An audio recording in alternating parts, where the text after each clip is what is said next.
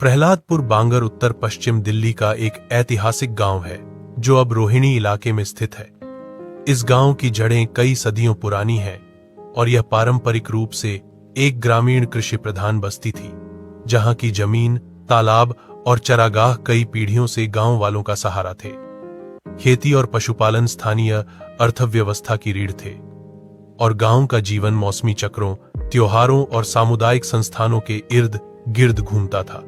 ऐतिहासिक रूप से प्रहलादपुर बांगर के मूल निवासी जाट और ब्राह्मण थे।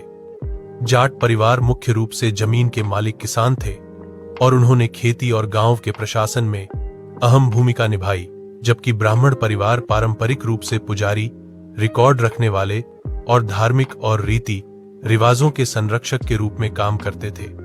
इन समुदायों ने मिलकर गांव की सामाजिक संरचना, रीति रिवाजों और पहचान को आकार दिया। 20वीं सदी के मध्य में दिल्ली के तेजी से विस्तार के साथ, खासकर जमीन अधिग्रहण और रोहिणी के विकास के बाद, प्रहलादपुर बांगर का बड़े पैमाने पर शहरीकरण हुआ।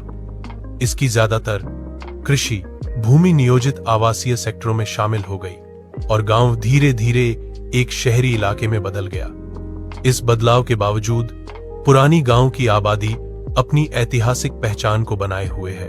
सांस्कृतिक रूप से गांव में सदियों पुराने मंदिर हैं, जिनमें शिव और देवी के मंदिर शामिल हैं, जो इसकी लंबे समय से चली आ रही धार्मिक परंपराओं को दर्शाते हैं। गवर्नमेंट सर्वोदय बाल विद्यालय 1952 में स्थापित जैसे संस्थान एक बसे हुए और संगठित गांव समुदाय के रूप में इसके शुरुआती महत्व को उजागर करते हैं।